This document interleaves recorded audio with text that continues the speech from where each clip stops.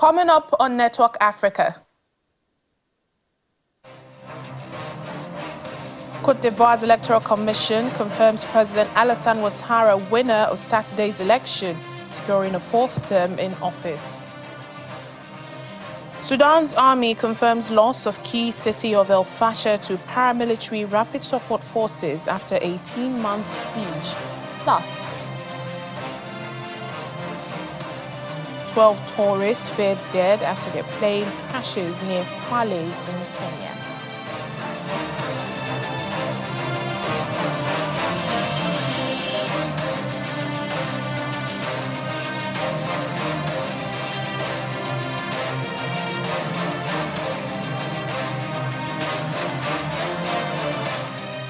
Hello and welcome to the program today. I'm Layo Olarinde. We begin in Sudan, where the army has confirmed a fatal loss of the key city of El-Fasher after the paramilitary Rapid Support Forces, RSF, declared control of the city. In a televised address, General Abdel Fattah al-Burhan said he had approved the army's withdrawal from the Darfur capital, its last western stronghold, in response to the systematic destruction and killing of civilians. He said he had agreed with local leaders to leave and go to a safe place to protect the remaining citizens and the rest of the city from destruction. In his address, General Burhan denounced inaction by the international community to end atrocities and vowed to fight until his land is purified. The fall of El-Fasher could mark a significant turning point in Sudan's civil war, which has killed tens of thousands of people. The city's captured gives the RSF control over all 5 state capitals in Darfur, and this consolidates its parallel administration in Nyala, the capital of South Darfur. Well, the United Nations has raised the alarm over reports of atrocities committed by the RSF in recent days and has also called for a safe passage for trapped civilians. Yesterday, a few hundred people arrived in trucks just outside of Tuwila. We don't have any information that suggests that they came directly from El-Fasher. Rather, they were already on the road, and their movement, the last movement, was facilitated.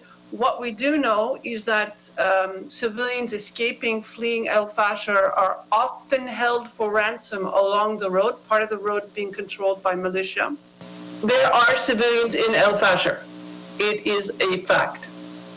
And once again, and we've said it dozens of times, the UN calls on the RSF to allow safe passage for them to leave, particularly as the fighting has intensified over the past 24 hours. These individuals are at increased risk of being injured or killed. The RSF needs to demonstrate respect for international humanitarian law and let those people leave. Alternatively, they need to let us in. And we have asked for that multiple times. The UN is in dialogue with all actors in this war, but they have not guaranteed our safe passage. And as I said the last time, more than 128 workers killed since the war began in April 2023. Over the past 24 hours, we've received multiple. Meanwhile, the UN Human Rights Office is also warning that the number of large-scale ethnically motivated violations and atrocities in El-Fasher is increasing. UN Human Rights Office spokesperson Ravina Shamdasani says there are alarming reports that the RSF are carrying out atrocities, including summary executions. She adds that concrete action is urgently needed to ensure the protection of civilians in El-Fasher, reiterating the call for safe passage for those trying to reach relative safety.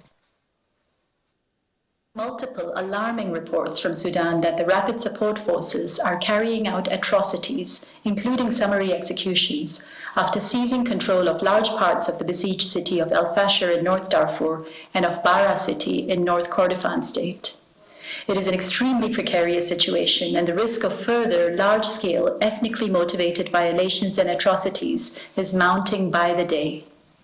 Our office has received reports of the summary execution of civilians trying to flee and of people no longer participating in hostilities. Multiple distressing videos show dozens of unarmed men being shot or lying dead, surrounded by RSF fighters who accuse them of being SAF fighters.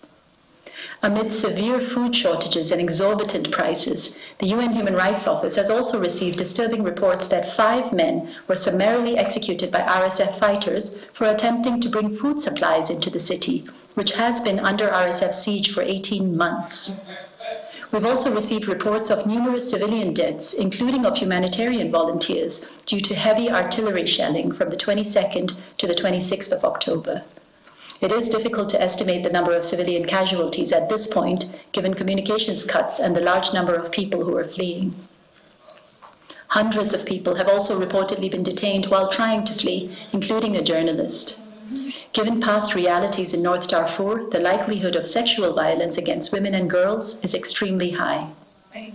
Concrete action is urgently needed to ensure the protection of civilians in El-Fasher and safe passage for those trying to reach relative safety.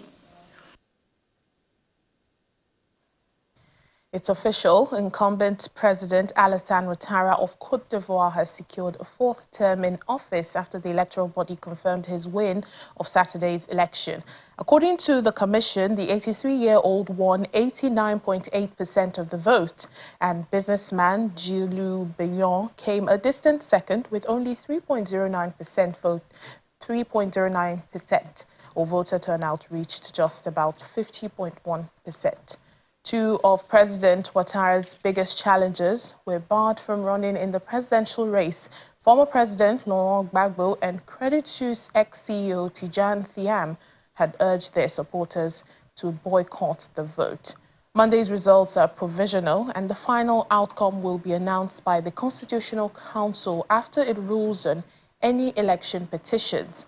On Sunday, the opposition group, made up of Gbagbo and Thiam's parties, denounced the election as a civilian coup, saying they would not recognize Ouattara as a validly elected leader. Well, the recent presidential elections in Cameroon and Côte d'Ivoire show that older politicians are still very much holding on to the reins of power in Africa, causing one to ask, when will Africa's youth have the opportunity to lead? Former Nigerian ambassador to Burundi, Elijah Onyeagba, says young people need more time to get ready for the role, and that while the energy and innovation of young people are vital for progress, experience and balance in governance remain equally important for sustainable leadership.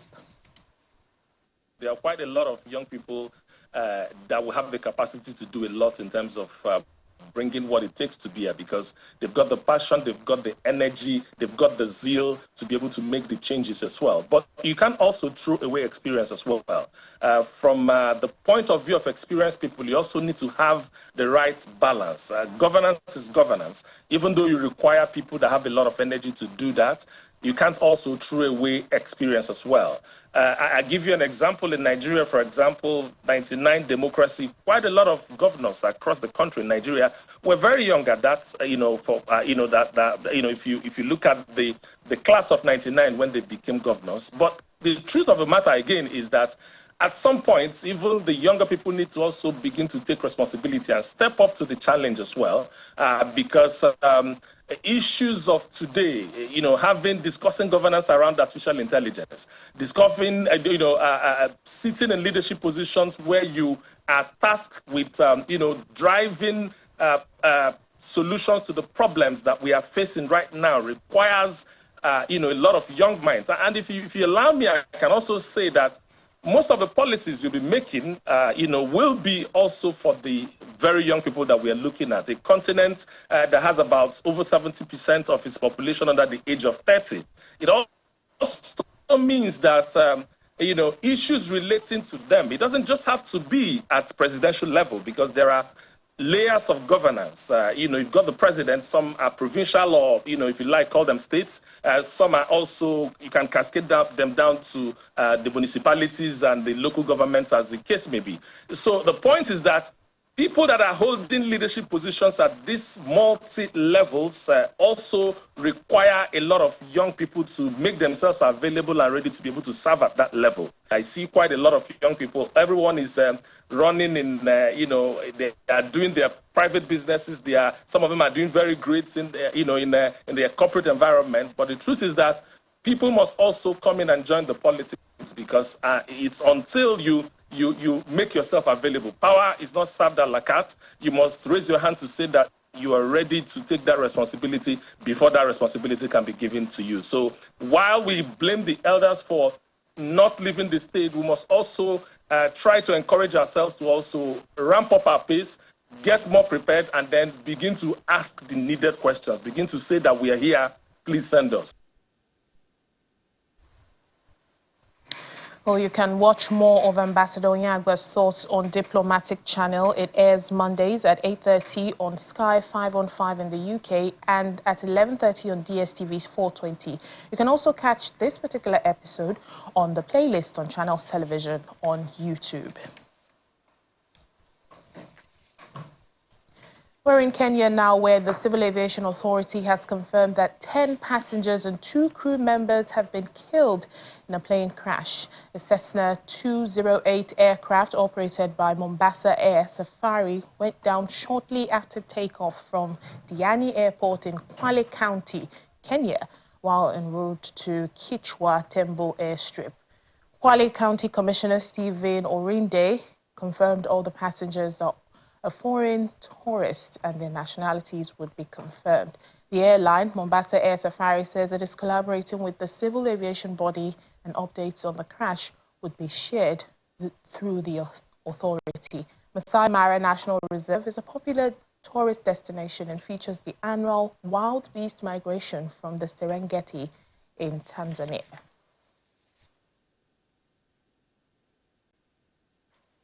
Well, let's get more on this. Joining us now is Kenyan journalist Cyrus Ombati. He joins us from Nairobi. Hello, Cyrus. Thank you for joining us.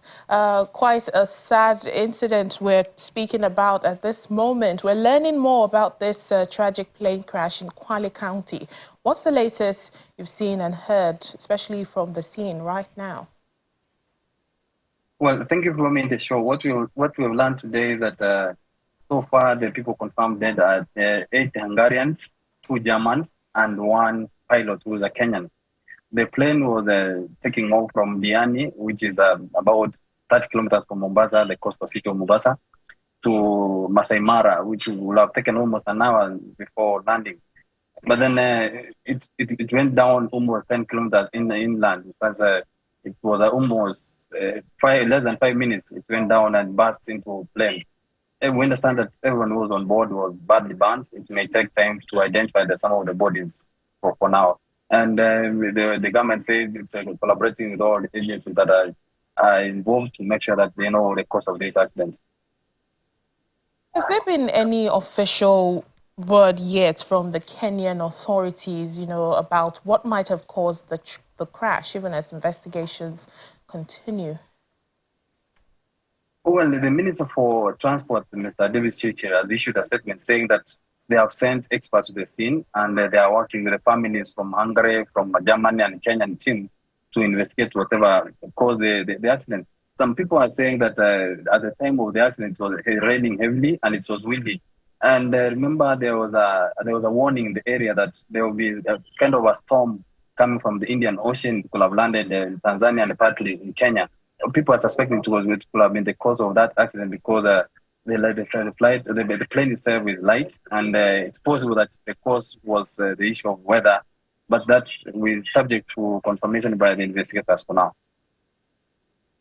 What kind of support or response are we seeing now for the victims' families, both locally and even from the foreign embassies involved? You mentioned two Germans were, also killed. And Tanzanians? Yeah, we understand that there are 2 German and 8 Hungary in Europe. And these people, they had come to Kenya, they went to Diani, they are flying to Masai Mara, which is almost an hour flight from where they were. what we understand that the embassies in Hungarian embassy in Nairobi and the German one, they have partnered. They have sent their team to Mombasa to try to kind of collect the bodies and be ready for the families to arrive from whatever they have, Budapest or Berlin, to come kind of identify the bodies, because they were burnt badly, and the bodies were removed from the scene and taken to a local mortuary, which will take time to identify, either through physical, which is possible physically, but then some may need DNA to identify, because the people who are involved, they are badly burned, according to witnesses. So the government says that they're offering all services needed to ensure that the victims are identified and repatriated their countries if the families need them to be repatriated there. All right, then. Thank you so much. Cyrus Ombati, Kenyan journalist, thank you for speaking to us. Thank you for having me in the show. We'll take a break now on Network Africa. Still to come. A showcase of culture, pride and tradition in South Africa as the Nigerian Igbo community marks its Heritage Day. Please join us again.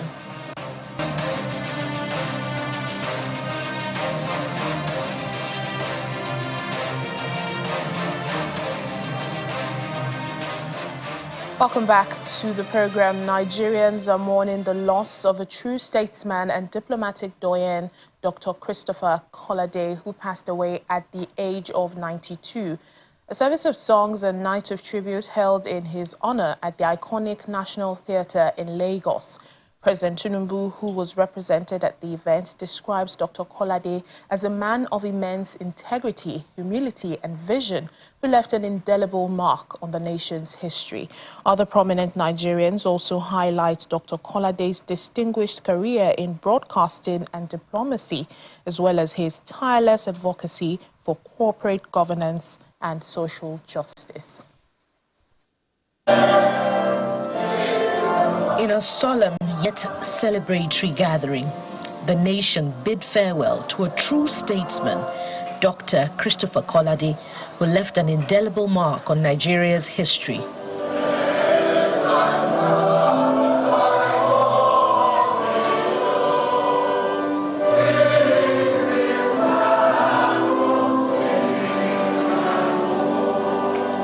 The service of songs and tributes night was a fitting homage to a life of unwavering dedication, integrity, and service to humanity.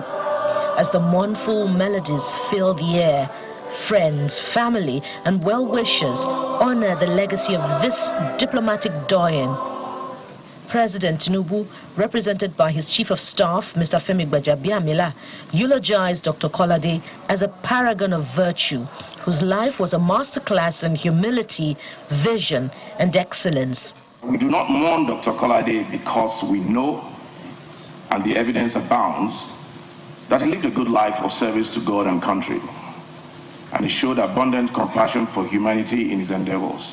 Our grief, he says, stems from knowing that with his passing, our nation has lost the talents, experience, and courage of a principled, progressive, and passionate individual.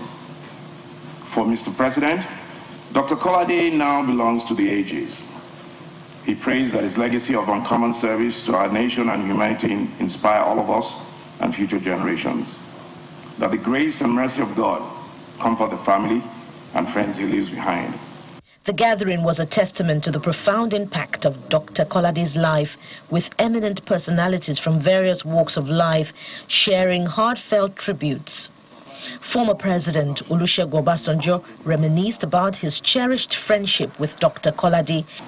Chris and I have come a long way.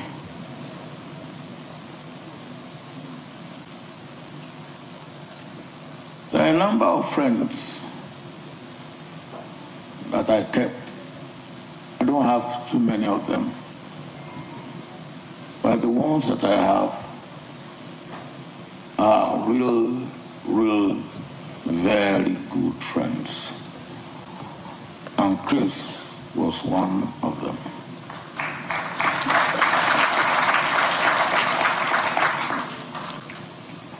Chris doesn't angle for anything. I had to beg him persuade him to accept to be the Nigerian High Commissioner in London. And the reason why I wanted a man of his caliber was that we have had differences with Britain on South Africa and on Namibia and the last vestiges of colonialism.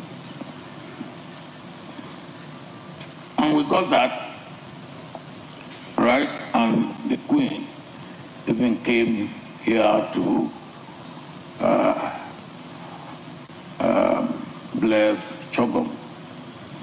And I wanted somebody who would help us to maintain that. Not only that, we have the largest number of Nigerians in diaspora today in the UK. And I also wanted somebody who will help us take care of that. This is corroborated by a former Minister of Finance and the Director General of the World Trade Organization, Dr. Ngozi Okonjo-Iweala. A man of faith, of integrity and honesty, Uncle Chris was a shining example of how to serve his fellow women and men, whether in the public or private sector. Bishop Olubunmi Akilade, in his homily, asked all to live an exemplary life like Dr. Kolade did. Jesus said, I am the resurrection and the life. The one who believes in me will live even though they die. And that's the Christian hope, that even when we die, when this flesh dies, we live on. Just as we believe our dear father and brother lives on. And for those who might have lost loved ones, we console ourselves with the fact that they live on.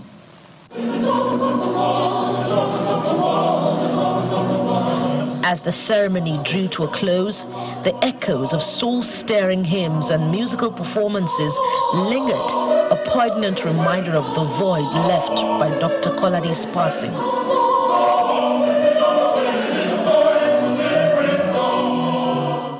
Celebrate Daddy today. Describe a man for things tonight.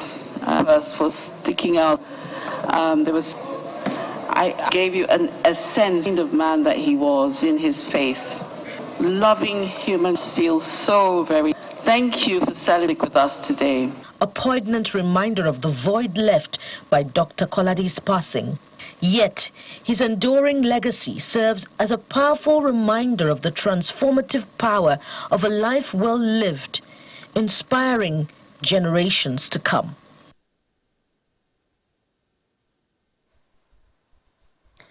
It was a day of culture, pride and celebration in South Africa as the Igbo community came together to mark the Igbo Heritage Day and the 24th anniversary of Nzuko Ndi Igbo, South Africa. Organized in collaboration with the United Nations of Africa Association, the event celebrated not only the vibrant traditions and achievement of the Igbo people, but also honored outstanding individuals. Our South Africa correspondent, Innocent Mosa, reports.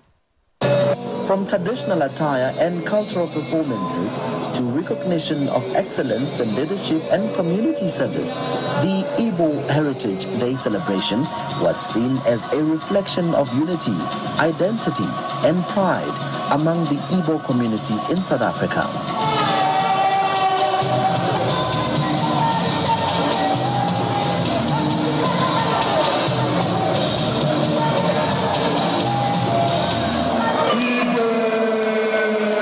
Speakers at the event called for stronger unity among Nigerians in the diaspora and recognition of the continent's shared heritage. All right, I think if we have to go into that, we have to go a bit deeper.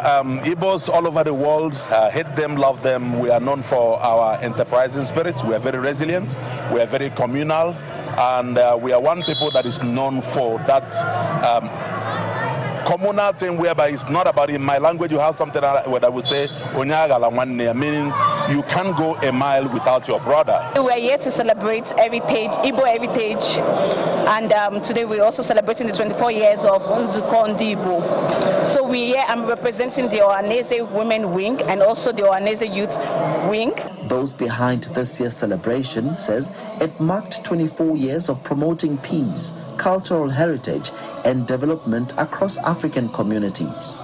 This is a display of our culture, and it also directs us back to our origin, because you must remember, like a river, where your source comes from. So no matter how far and wide you travel, it is important that you hold on to your roots. We're told that the collaboration with the United Nations of Africa Association highlights the growing role of diaspora communities in advancing Africa's developmental agenda. Well, United Nations Association of African Continent is an American-based organization, NGO. They also have branches in Nigeria. They're trying to penetrate most of the African countries. So they chose South Africa this time around to establish a branch, of which they wrote to us, pleading that they should have some collaboration with us, of which we agreed to that. And for many, the highlight of the evening was the presentation of the Ugumba Excellence Award, a symbol of honor for those making significant contributions to society. As Nzuko Ndi Igbo celebrates 24 years of cultural preservation and community building, organizers say they hope to inspire the next generation to embrace their identity and continue the legacy of excellence. From Pretoria, South Africa, Innocent Samos, Channels Television News. And as we end the program today, here's our fun fact about the continent. Did you know that the Tai National Park in Côte d'Ivoire contains one of the last areas of primary rainforest in West Africa? It was inscribed as a World Heritage Site in 1982 due to its flora and fauna. The park also lies within one of the world's endemic bird areas. At least 250 bird species have been recorded here, with 143 species typical of primary forest. And that's it on the program for today. Thank you so much for watching. I'm Layo Olarinde.